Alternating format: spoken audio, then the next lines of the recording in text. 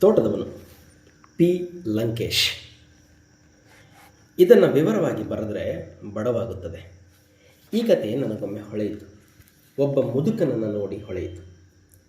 ಚನ್ನರಾಯಪಟ್ಟಣದ ಹತ್ತಿರದ ತೆಂಗಿನ ತೋಟದಲ್ಲಿ ನಿಂತಿದ್ದ ಮುದುಕ.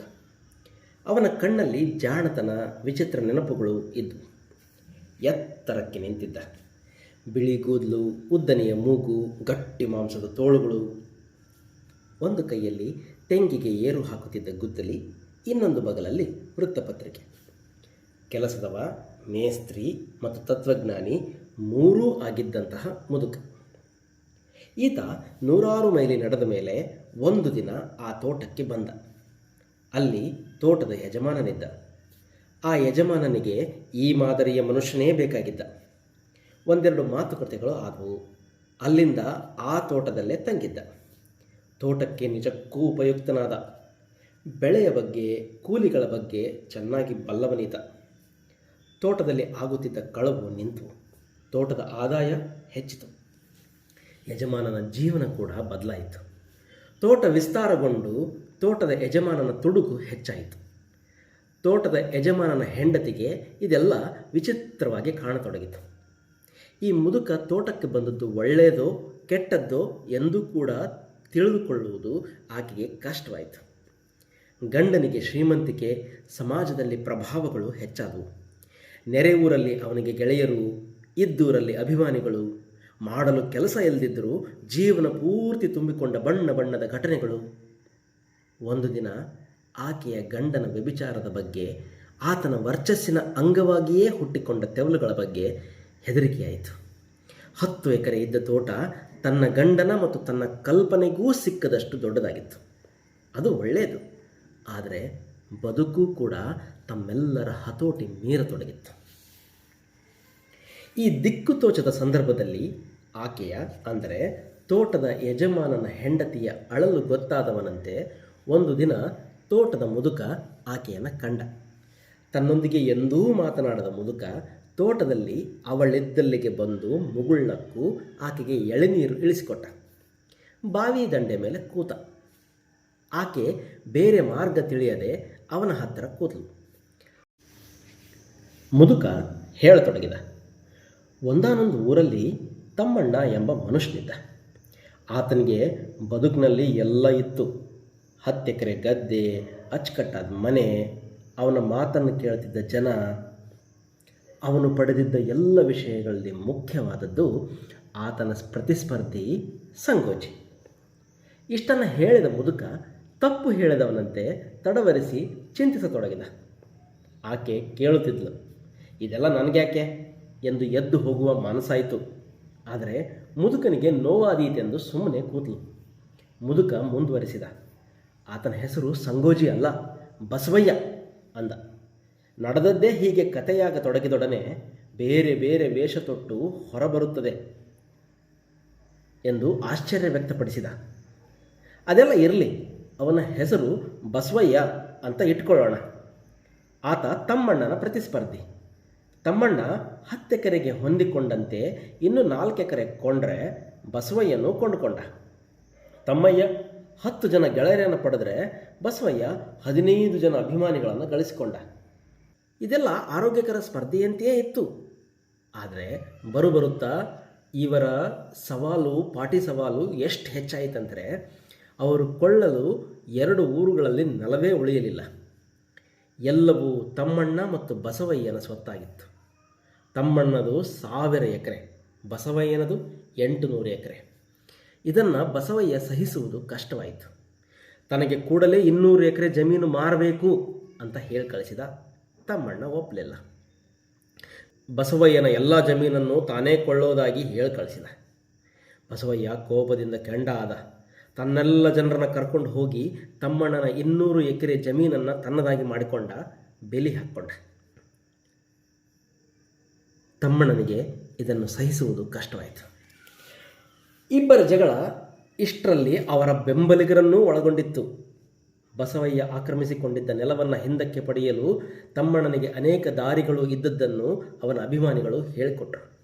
ಪೊಲೀಸರಿದ್ದಾರೆ, ಕೋರ್ಟ್ ಇದೆ, ಇವೆಲ್ಲ ಬೇಡ ಅಂದರೆ ಬಸವಯ್ಯನ ಮೇಲೆ ದಂಡೆತ್ತಿ ಹೋಗಬಲ್ಲ ಜನರಿದ್ದಾರೆ ಇಂಥದೊಂದು ಯುದ್ಧ ಅನಿವಾರ್ಯ ಕೂಡ ಆಗಿದೆ. ಆದರೆ ತಮ್ಮಣ್ಣ ಈ ಧೂರ್ತ ಬಸವಯ್ಯನನ್ನು ಪೂರ್ತಿ ಹತ್ತಿಕ್ಕುವ ಮಾರ್ಗಕ್ಕಾಗಿ ಹುಡುಕತೊಡಗಿದ. ತನ್ನೆಲ್ಲ ಅನುಭವವನ್ನು ಲಾವಣಿ ಮಾಡಿ ಹಾಡತೊಡಗಿದ. ತಮ್ಮಣ್ಣ ಮತ್ತು ಬಸವಯ್ಯನ ಸ್ಪರ್ಧೆ ಕಣ್ಣಿಗೆ ಕಾಣುವ ವಿಷಯಗಳಿಂದ ಕಾಣದ ವಿಷಯಗಳತ್ತ ಸಾಗತೊಡಗಿತು. ಬಸವಯ್ಯನಲ್ಲಿ ಇದಕ್ಕೆ ಉತ್ತರ ಇರಲಿಲ್ಲ. ತಾನೂ ಹಾಡಲು ಯತ್ನಿಸಿದ, ಆಗಲಿಲ್ಲ. ಜಮೀನನ್ನು ಇನ್ನೂ ಚೆನ್ನಾಗಿ ಕೃಷಿ ಮಾಡಿದ. ಇದು ತಮ್ಮಣ್ಣನಿಗೆ ಉತ್ತರ ಆಗಲಿಲ್ಲ. ತಮ್ಮಣ್ಣನ ಖ್ಯಾತಿ ಎಲ್ಲೆಲ್ಲೂ ಹರಡತೊಡಗಿತು. ಬಸವಯ್ಯನ ಕ್ರೌರ್ಯ ನೀಚತನಗಳು ತಮ್ಮಯ್ಯನ ಹಾಡಿನಲ್ಲಿ ಬರತೊಡಗಿದವು. ಸಮಾಜದ ಗಣ್ಯರು, ರಾಜಕಾರಣಿಗಳು ತಮ್ಮಣ್ಣನನ್ನು ನೋಡಲು ಬರತೊಡಗಿದರು. ಜಾನಪದ ವಿದ್ವಾಂಸರು ದುಂಬಾಲು ಬಿದ್ದರು. ವಿಮರ್ಶಕರು ತಮ್ಮಣ್ಣ ಹಾಡುತ್ತಿದ್ದ ಲಾವಣಿಗಳನ್ನು ವಿಶ್ಲೇಷಿಸಿ ಅನುವಾದಿಸಿ ತಮ್ಮ ಪಾಲಿನ ಖ್ಯಾತಿ ಪಡೆದುಕೊಂಡರು. ಇದನ್ನೆಲ್ಲ ನೋಡಿದ ಬಸವಯ್ಯ ಮೈ ಪರಚಿಕೊಳ್ಳತೊಡಗಿದ. ಜಮೀನನ್ನು ಇನ್ನಷ್ಟು ಒತ್ತರಿಸಿದ, ಮತ್ತಷ್ಟು ಒತ್ತರಿಸಿದ. ತಮ್ಮಣ್ಣ ಇದ್ಯಾವುದನ್ನು ಗಮನಿಸಲೇ ಇಲ್ಲ. ಕಲಾರಾಧನೆಯೇ ಆತನ ಜೀವನ ಆಗತೊಡಗಿತು.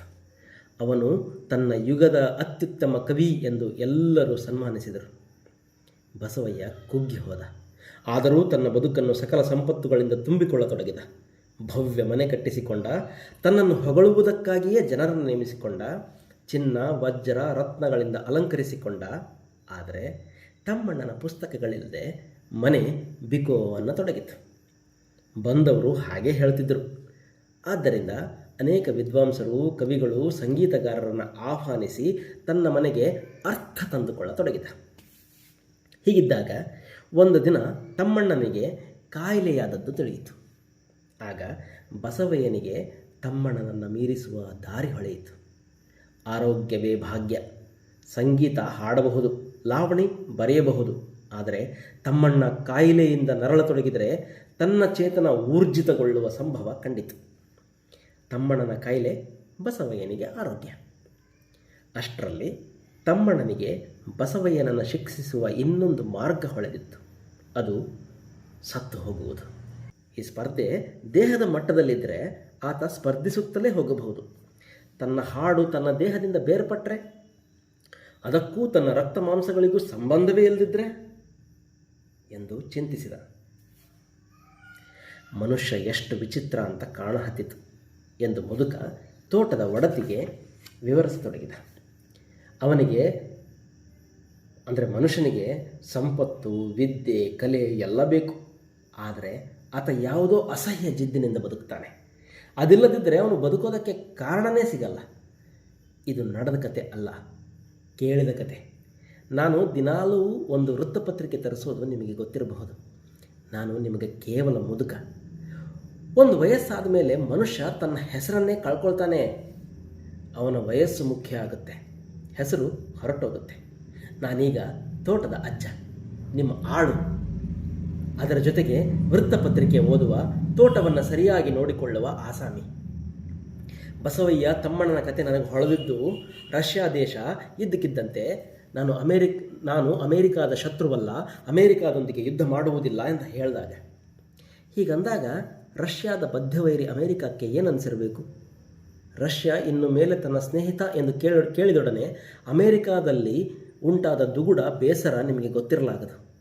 ಇಂಥದ್ದನ್ನು ದೇಶ ಸಹಿಸಿಕೊಳ್ಳುತ್ತೆ, ಆದರೆ ಮನುಷ್ಯ ಸಹಿಸಿಕೊಳ್ಳೋದು ಕಷ್ಟ. ನನಗೂ ಹಾಗೆಯೇ ಆಯಿತು ತಾಯಿ. ನನ್ನ ಸಾವೇ ಬಸವಯ್ಯನನ್ನು ನಾಶ ಮಾಡಬಲ್ಲದು ಅನಿಸಿತು. ಆದುದರಿಂದ ಒಂದು ದಿನ ಎಲ್ಲವನ್ನು ಬಿಟ್ಟು ಹೊರಟುಬಿಟ್ಟೆ. ನಾನು ಹೊರಟು ಬಂದ ಕೆಲ ದಿನಗಳಲ್ಲೇ ಬಸವಯ್ಯ ತೀರಿಕೊಂಡ. ಜೀವನ ಸಾಗಿಸೋದಕ್ಕೆ ಅವನಿಗೆ ಕಾರಣಗಳೇ ಉಳಿದಿರಲಿಲ್ಲ.